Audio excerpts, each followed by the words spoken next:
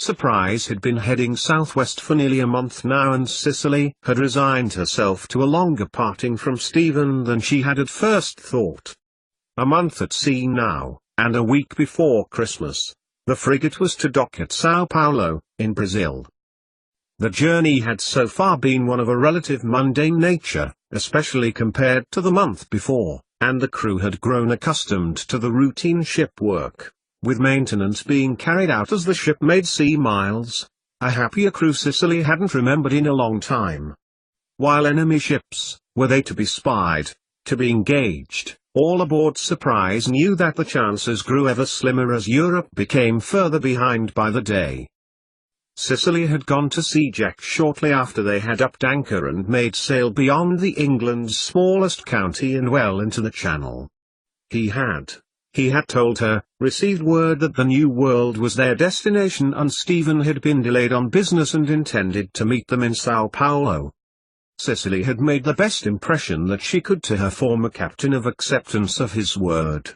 However, the thought uppermost in her mind as she had continued with her transcription for her husband was that they were sailing in what amounted to one of the fastest sailing ships on earth, and so, unless he had sailed before them, it was difficult to see how Stephen would meet them in Brazil. Unfinished business, she had told herself, following that meeting, and also, on each occasion she longed for him, the feeling coming to the fore often without warning. Unfinished business, Cicely told herself now, as she sought sleep that night, the warmer air now permeating every facet of the ship, telling all who could read the latitudes that they were heading to the southern hemisphere, where December meant shorter, balmy nights, rather than cold, dark, snow-filled days. Unfinished business, like that which had occupied his thoughts when he had departed the Surprise shortly after she herself had been sent to stay with Sophie Aubrey. Unfinished business with William Wickham, the slight, unassuming man, with no particular defining features, adept and cunning, perfectly suited to spying, who had, ultimately, been in the pay of the French spy Master Fouch, the butcher in the Calais prison, whom Cicely had encountered after being captured with Harris at the doomed Quiberon Bay invasion, Fouch, who had only stayed his hand at his barbarous practice because she had been in a unique position for his advantage. Damn the man, Cicely thought to herself, as the waves, no longer lashing as if hating all floating vessels, as they had done in the days after departing her never again to be acquainted with homeland, licked soothingly at the hull. Joseph Fouch must now, she expected, be mired in self-revulsion at his own catastrophic misjudgment, to allow Nelson to be assassinated, and to keep Wickham where he needed him. William Wickham, in the true sense of the phrase, was a loose cannon, unable to be trusted by either side, for which he was in receipt of pay. So it was only to be expected that the stakes had risen even more highly at such spectacular failures. It was funny though. She had come across Wickham before. Cicely knew very little of the man, yet he had been known in social circles by those she used to avoid. When she lived at home under her father's roof, the man had even been a dinner guest at a party her father had arranged when she had been much younger, and before their father had forced a midshipman commission upon Edward, her brother. Just what was that man's motive? He had been at one, his name floating about upon the sea of society. But again, nothing defining him or making him singular in a particular way. He seemed too shrewd for espionage to be just money, or even, just power. Jack, when he had given her the news, and perhaps expected her to fold emotionally, had probably right. She knew Stephen well enough that a mystery unsolved would be subject to his scrutiny. Perhaps it had been a sign that she had been kept awake with such thoughts on her mind that Cicely felt she could not rest. However, no rest was to be had for the remainder of the night. Her nursing skills were called upon by Commander William Blakeney for 4 men, 2 topmen, who climbed the rigging and had been caught by the cross-mast beam coming loose from its stay, and a deckhand who had been clumsy with wooden scrape broom that was used to remove barnacles from the outside of the hull, and had been caught with the cross-mast as it headed towards the sea, taking several of his fingers with it. Sao Paulo, Cicely thought, as she pulled her day dress on, for the sake of decency, decency expected of her by her captain and his crew, at least, and followed her friend as he headed across the middeck and up the taffrail to the quarterdeck, where she could see in the clear evening light that Higgins was in attendance and her assistance was needed in bandaging and general bedside soothing. Higgins was doing his best, God love him, with Padine Coleman hopping from foot to foot. Padine, Stephen's servant, by and large, who had accompanied him from Ireland and had boarded the ship with him in Minorca, was now more a member of the surprise crew, helping in almost every capacity imaginable. Together they were second to Stephen in ministering aid to Jack's crew. Second, however, being a position that was relative, for their skills were negligible in comparison. Even Jack Aubrey could not mask his expression of resignation at the lack of ability of those tending his men. "Harris, help Mrs. Maturin, if you please." Jack's voice rang in the clear warm air as Cicely attempted to lift Di Williams, who had fallen from the rigging, into a better position, but had not stopped to witness more of Higgins and Padine's incompetence. Cicely sighed. It wasn't as if Higgins was bad, more that Stephen was so good. She beamed a smile at Matthew Harris as they lugged poor Williams into a more comfortable position, a pile of sheet from the broken mast used as a temporary pillow. But she couldn't help notice Jack's attention being given to the repair of the crossmast piece. Just a little too much, as if to block out the thoughts that she too was thinking. "Fingers look bad for Evans," commented Harris, as they approached the other top man. "If you see to him, I'll make Simcox more comfortable." Cicely's eye looked across to Daniel Simcox, who had been precariously balanced over the stern to barnacling, and had concussion from the end of the crossmast. The man was quietly howling every so often.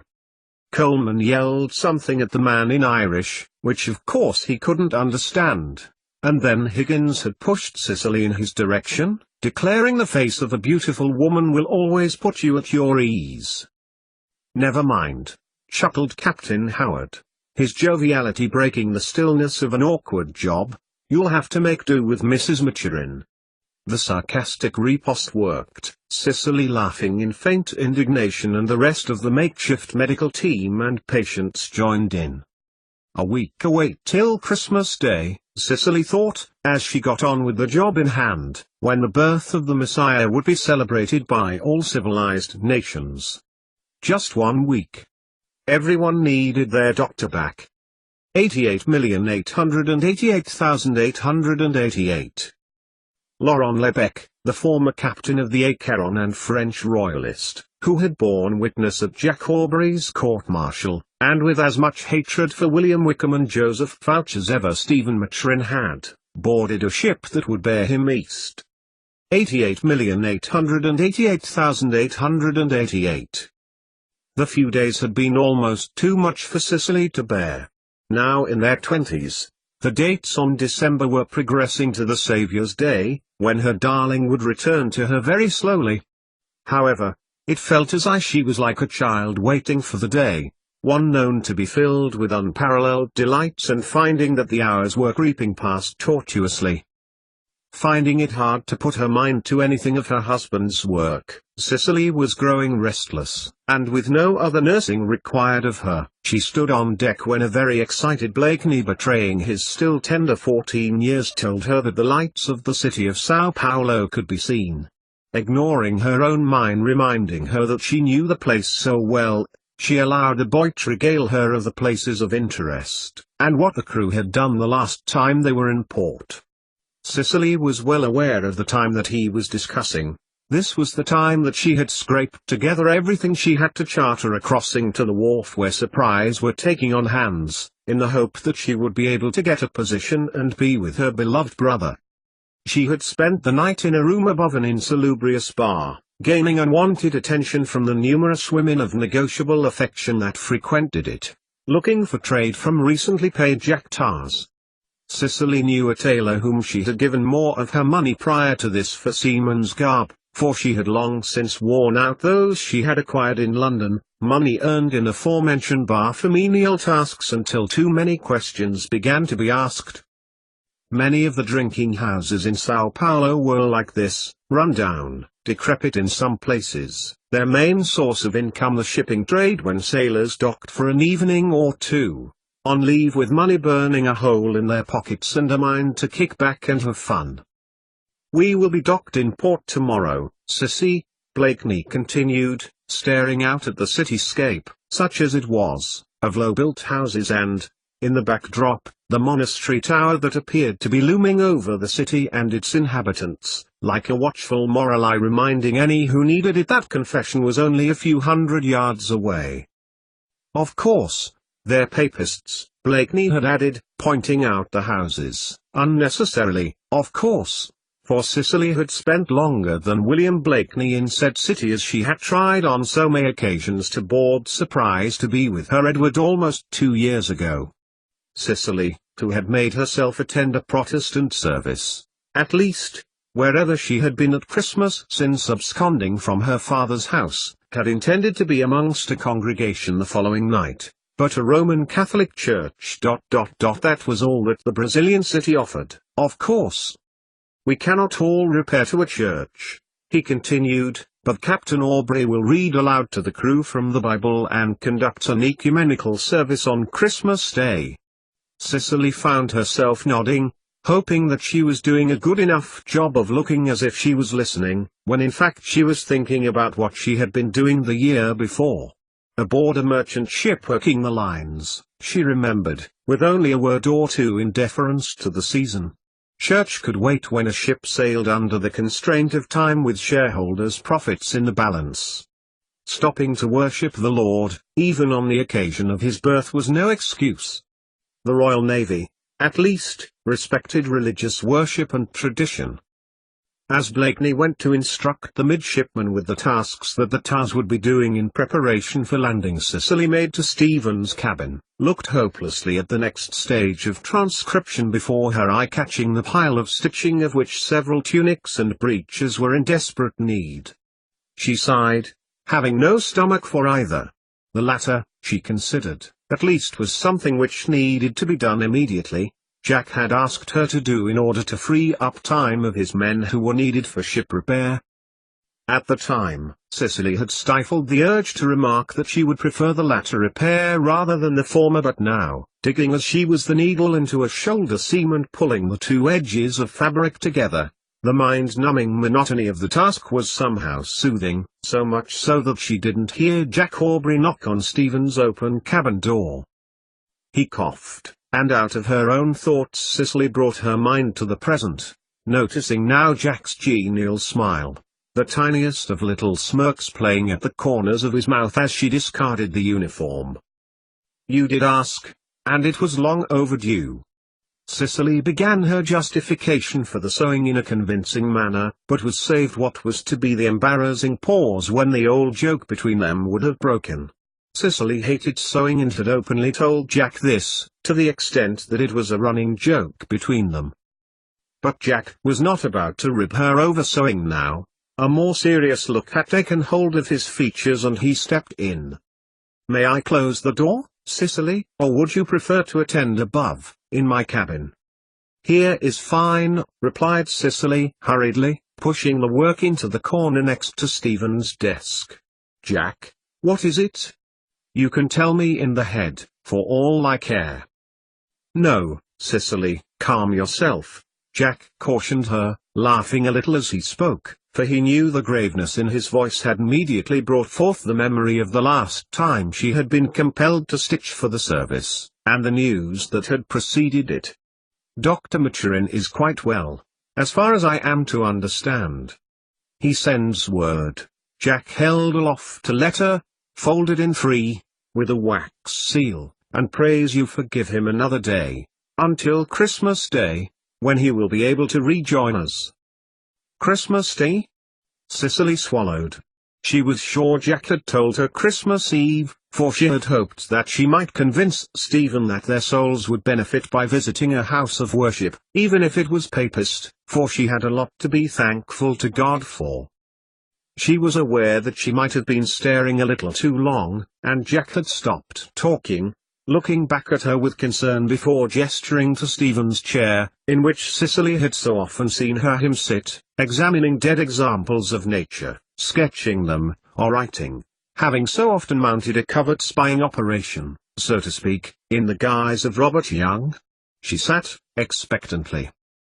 "The doctor prays you forgive his asking that I bear the news to you." Jack looked back from Cicely to the letter, as if having never seen the words before, and feeling compelled to read them carefully to her.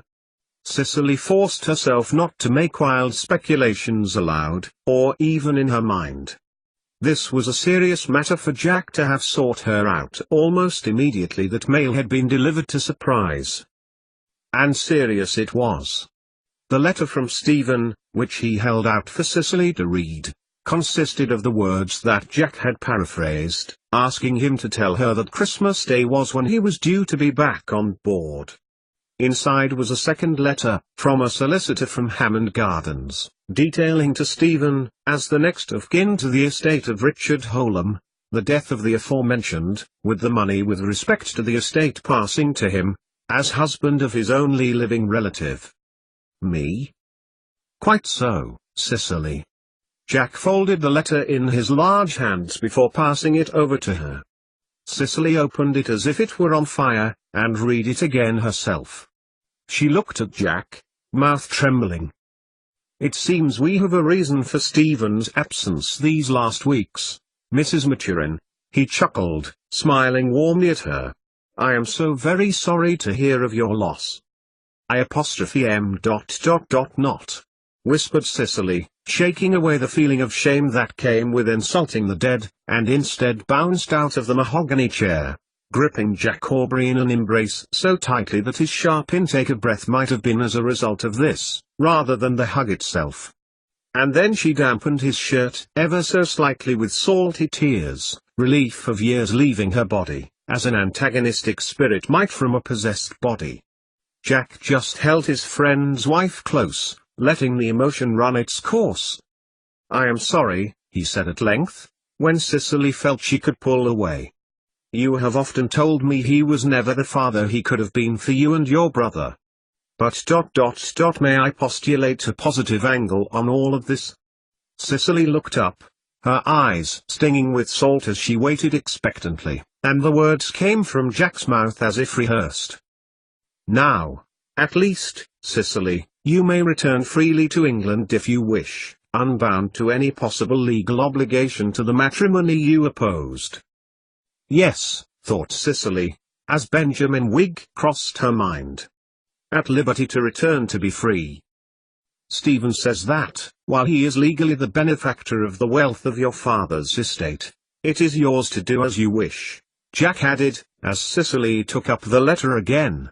"The funds," Jack continued, as Cicely sought to make sense of her husband's so familiar hand, "though not a trifle are, nevertheless, not altogether plentiful, either." "He says that it is mine," Cicely echoed. "Yours," Jack reiterated. "But, I have no need for it, Jack. And Stephen needs all that he can for his commission." And then another thought occurred to Cicely, one more important than money. Her eyes shone, as if she had just discovered the secrets of the universe. "It's Stephen's." "Of course it is, Jack." He looked at her, confused, but Cicely pressed on, animated as thoughts bombarded her brain. Because ... because ... don't you see? Lord Nelson ... we are married, Jack, don't you see? Jack's face crumpled a little. He didn't see. He hoped he looked expectant for a more clear explanation, and that Cicely would give him one. She did not disappoint. "The law of England ... it is declared in this letter."